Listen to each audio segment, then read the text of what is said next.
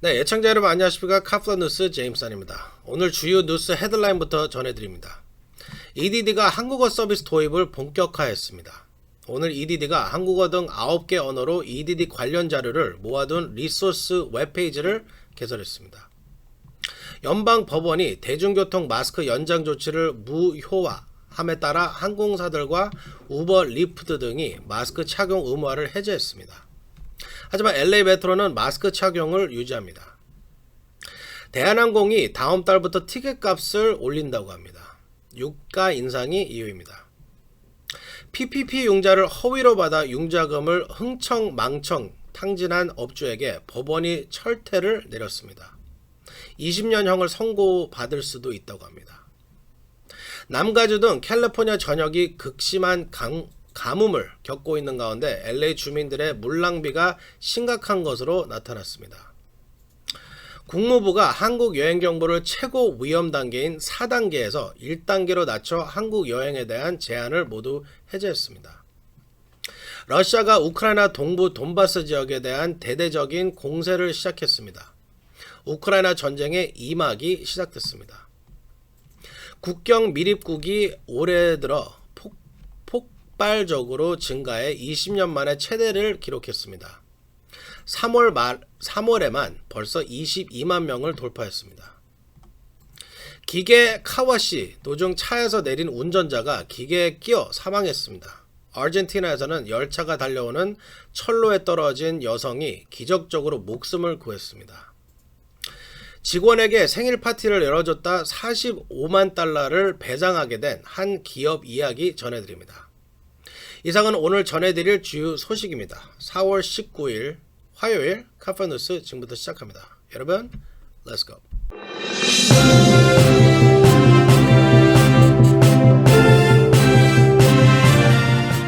네, 오늘의 첫 번째 소식입니다. EDD가 한국어 서비스 도입을 본격화하고 있어 이제 한국어로 실업수당을 신청을 물론 한국어로 된 실업수당 관련 각종 자료를 제공받을 수 있게 됐습니다. EDD는 오늘 한국어 등 9개 언어로 된 리소스 페이지를 개설해 운영한다고 발표했습니다. EDD가 오늘부터 운영하기 시작한 외국어는 한국어, 아르메니안, 펀자비, 러시안, 스페인어, 타갈로그, 중국어, 전통 중국어, 베트남어 등 9개 언어입니다. 오늘부터 개설된 한국어 리소스 페이지는 edd.ca.gov/korean에서 한국어로 된 실업수당 신청 양식을 내려받을 수 있고 작성 방법도 한국어로 설명되어 있습니다. 이 밖에도 육아, 가족 휴가, 장애보험, 급여세, 직업교육 등과 관련된 다양한 한국어 자료들이 실려 있어 한인들이 편리하게 이용할 수 있게 되어 있습니다. 이제 이 한국어 리소스 페이지에서 누구나 실업수당 관련 정보를 얻을 수 있습니다. 이 너무 좋은 어나운스멘트죠? 만약에 26개월 전에 여러분들이 한국어로 실업수당 신청을 하실 수가 있었으면 얼마나 편리했겠습니까? 조금 늦었긴 했지만 EDD가 결국은 정신을 차리고 슬슬 차리고 있는 것 같습니다. 네, 어제 플로리다 연방 법원이 바이든 행정부의 대중교통 마스크 연장 조치를 무효화했습니다. 이에 따라 항공사들은 즉시 기내 마스크 의무화를 폐지했습니다. 하지만 LA 메트로는 마스크 착용을 유지하는 등 아직 지역에 따라 차이가 있습니다. 제프리 기자가 보도합니다. 플로리다 연방법원이 바이든 행정부의 대중교통 마스크 착용 연장 조치에 대해 무효 판결을 내려 오늘부터 비행기, 버스, 기차 등 대중교통 탑승객들은 마스크를 의무적으로 착용하지 않아도 됩니다.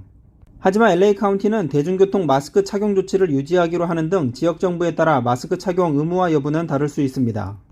어제 연방법원이 대중교통 이용 시 마스크 착용 의무화를 폐지하는 결정을 내리면서 항공사와 지방정부의 대중교통 당국 등이 잇따라 마스크 의무화를 중단하겠다고 발표하고 있습니다. 가장 발빠른 움직임을 보인 곳은 항공사들입니다. 델타항공, 아메리칸항공, 유나이티드항공, 사우스웨스트항공, 알래스카 항공과 스피릿항공, 젯블루 등은 법원 결정이 나온 어제 기내 마스크 착용 의무화를 폐지하겠다고 발표했습니다. 엠트랙도 열차 승객과 직원들에게 더는 마스크를 쓰라고 요구하지 않겠다고 밝혔습니다. 우버와 리프트도 승객과 운전사 모두에게 마스크 착용을 요구하지 않기로 했습니다. 또 그동안 빈자리로 놔뒀던 운전석 옆 조수석에도 승객이 앉을 수 있도록 했습니다. 하지만 LA 메트로와 뉴욕의 MTA는 마스크 의무화를 계속 시행하겠다고 밝혔습니다. 포틀랜드의 대중교통 당국인 트라이메트, 시애틀 킹카운티의 메트로, 시카고 교통국도 일단 마스크 의무화 정책을 계속 유지하겠다고 밝혔습니다. 마스크 의무화 해제에 대한 반응도 엇갈리고 있습니다. 승객들은 소셜미디어에 이를 축하하는 사진, 동영상을 올린 반면 의무화 폐지가 코로나 노출 빈도를 더 높일까봐 두려워하는 다른 이들에게는 불안과 두려움을 안기고 있습니다. 뉴욕타임즈는 많은 항공 승무원들이 안도의 한숨을 내쉬고 있다고 전했습니다. 마스크를 써달라는 요청을 거부하는 승객들의 위협과 폭력에 시달려왔기 때문입니다. 질병통제예방센터는 오늘 대중교통수단 내 마스크 착용 의무화를 시행, 단속하지는 않겠지만 여전히 마스크 착용을 권고한다고 밝혔습니다. 지금까지 카프란 뉴스 제플리였습니다. 네, 대한항공이 또다시 티켓 값을 인상합니다. 유가 인상을 이유로 유류 할증료를 올린 것입니다. 고유가로 인해 대한항공의 국제선 항공권에 부과되는 유류 할증료가 역대 최고 기록을 경신한 가운데 대한항공은 5월에 국제선 유류 할증료를 4월보다 3단계 상승한 17단계를 적용할 예정입니다. 이에 따라 편도거리, 기준거리, 비례별로 최저 33,800원에서 최고 256,100원을 부과한다고 합니다. 30달러 정도에서 200달러가 인상되는 셈입니다. 네, 팬데믹 시작 때부터 장사들이 안 돼서 많은 분들이 PPP를 은행 통해서 신청하셨는데요. 직원 수를 속여서 허위로 PPP 융자금을 받아 고급차를 사는 등 흥청망청 써버린 업주가 최대 20년형을 선고받게 될 처지에 놓였다고 합니다. 피터장 기자가 전해드립니다. 팬데믹으로 어려워진 기업들에게 직원 고용 등을 유지할 수 있도록 연방정부가 제공한 PPP 급여보호 프로그램을 통해 부당하게 사기로 융자금을 받아 흥청망청 탕진한 업주들에게 법원이 잇따라 철퇴를 내리고 있습니다. 어제 연방법원은 팬데믹 기간 부당하게 PPP 융자금을 받아 고급차를 구매하는 등 융자금을 탕진한 리버사이드 사업가에게 유죄 판결을 내렸습니다. 법원은 PPP 사기 융자는 국가의 비상사태를 악용하는 비열한 범죄라고 강력하게 비판했습니다. 연방검찰에 따르면 리버사이드 카운티의 파홀수리 업체 업주인 오마르 시소코가 PPP 융자 사기 혐의로 유죄 판결을 받았습니다. 시소코는 PPP 융자금을 고급차 구매 등 개인 용도로 탕진했습니다. 로드닥터 캘리포니아 LLC라는 업체를 운행 중인 시소코는 지난 2020년 4월 PPP 대출 신청서를 제출했습니다. 이 신청서에서 시소코는 로드닥터사에 450명의 정규직 직원이 있고 융자금으로 월 평균 290만 달러의 급여 비용과 임대료 등에 사용할 것이라고 밝혔습니다. 하지만 시소코는 5월 1일 PPP 융자금이 11만 3천 달러의 벤츠 차량을 구입했습니다. 또 BMW 자동차 융자금을 갚았으며 애플 컴퓨터를 5천 달러에 구매했습니다. 시소코는 4건의 사기 혐의로 기소돼 최고 징역 20년형을 선고받을 수 있습니다. 카프란 뉴스 피터장입니다. 네, 캘리포니아는 지금 1000년 만에 올까 말까한 극심한 대가뭄에 시달리고 있는데요. 주민들은 물 낭비가 극심한 것으로 나타났습니다. 제니박 기자가 보도합니다. 남가주를 비롯해 캘리포니아 전역은 극심한 대가뭄에 시달리고 있습니다. 겨울철 우기 강우량에 예년에 크게 미치지 못해 현재도 주민들의 물 사용을 제한하고 있지만 제대로 지켜지진 않고 있습니다. 통계 분석 매체 크로스타운이 민원 서비스 MyLA 301 통계를 분석한 결과 LA 주민들의 물 낭비 신고가 최근 크게 증가하고 있는 것으로 나타났습니다. 특히 지난달에는 74건의 물 낭비 신고가 접수돼 2016년 6월 이후 최다건을 기록했습니다. 물 낭비 신고는 해마다 증가하고 있는 가운데 2021년은 1727건의 신고가 접수돼 2018년 이후 최고치를 기록했습니다. 전년도인 2020년보다는 55%가 증가한 것입니다. MyLA 301로 접수된 물낭비 신고는 LA 수도 전력국 LADWP로 통보된다고 합니다. 하지만 DWP는 경고 서약을 보낼 뿐 아직 벌금을 부과하지는 않고 있습니다. 물낭비 신고 중 가장 많은 것은 잔디밭에 물주기입니다. LA에서는 스프링클러로 물을 주는 것이 주마다 3일로 제한되고 있습니다. 매일 오전 9시부터 오후 4시 사이에 물을 주는 행위도 금지되고 있습니다. 한편 캘리포니아 수자 원국은 지난 1월 물을 낭비하는 주민에게 $500의 벌금을 부과할 방침이라고 밝힌 바 있습니다. 주정부는 잔디에 주는 물이 도로로 흘러나는 경우 0.25인치 이상 비가 내린 후 48시간 안에 잔디에 물을 주는 경우, 야외에서 호스로 차를 세차하는 경우 등을 물 낭비로 규정하고 있습니다. 캐플 뉴스 전해박이었습니다.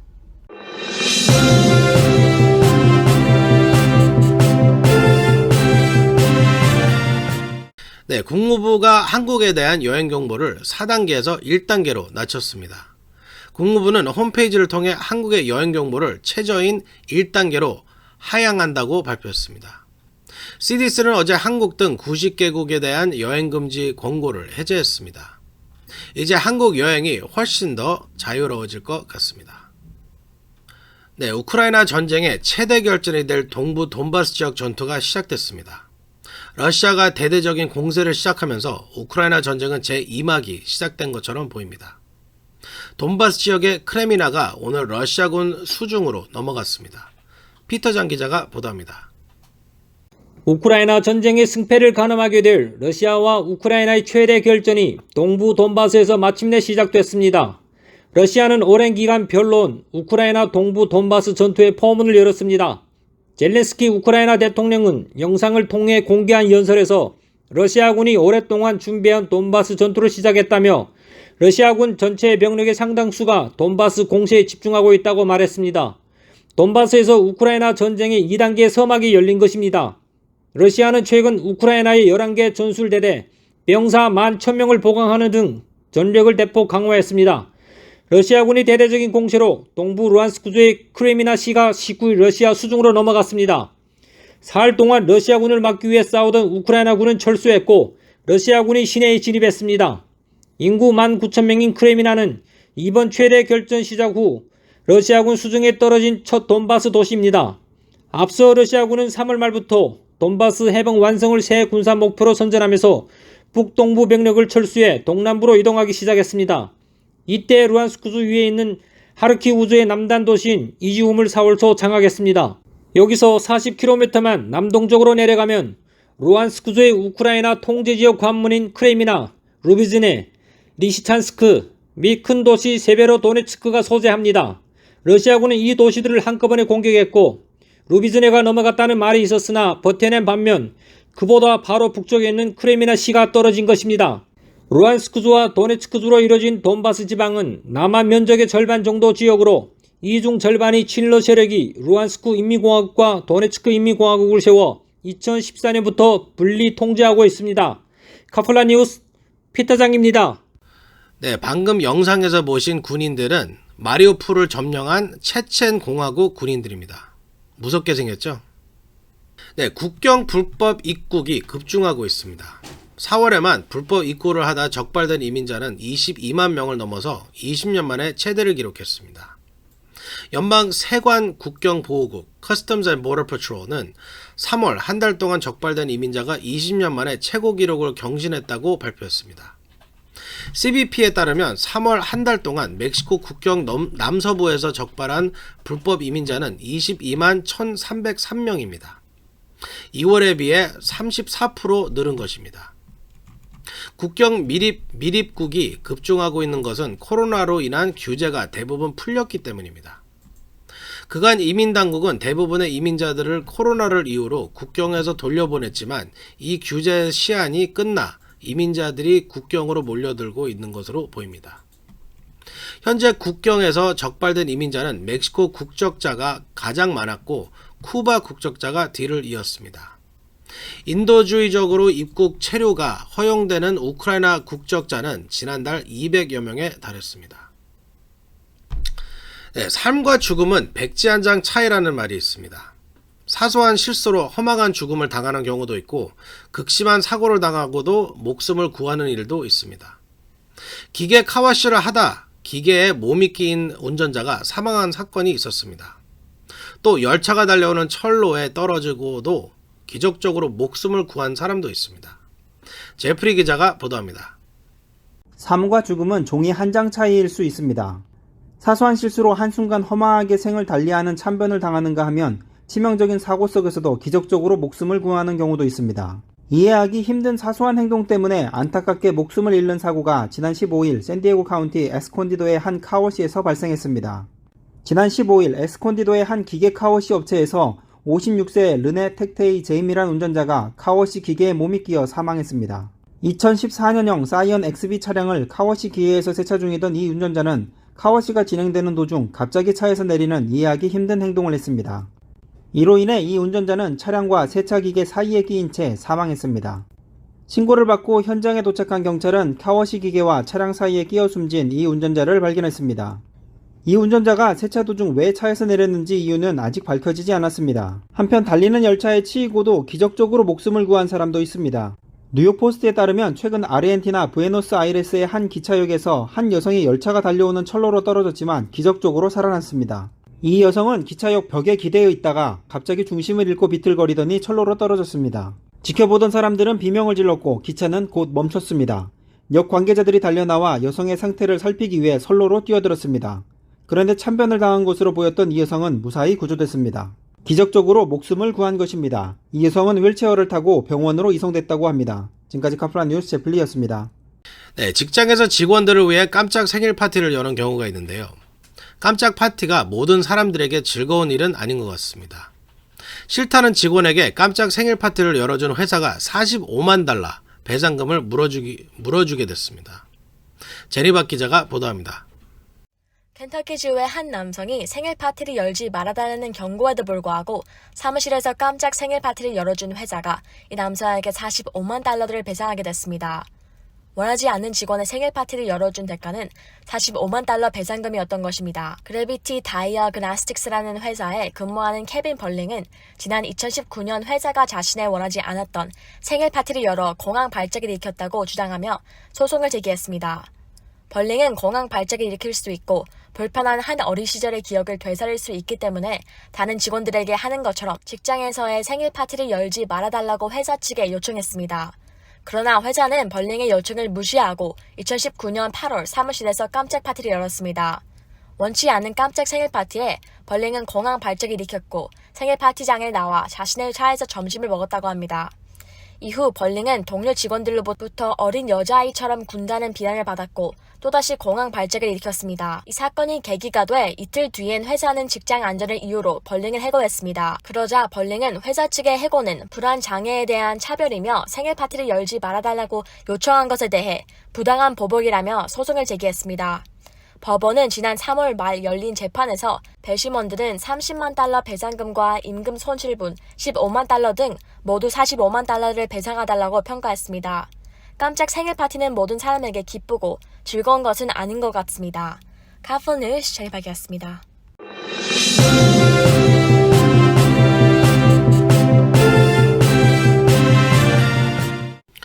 네, 오늘 준비한 소식은 여기까지입니다. 오늘 카프란 뉴스 어떠셨습니까? 어제 카프란 TV의 새 이름을 공모한다고 했는데요. 예청자 여러분들의 반응이 신통치 않은 것 같습니다. 좀 더 생각해야 할 것 같습니다. 끝까지 시청해주신 예청자 여러분 감사합니다. 좋은 밤 되시기 바랍니다. 감사합니다.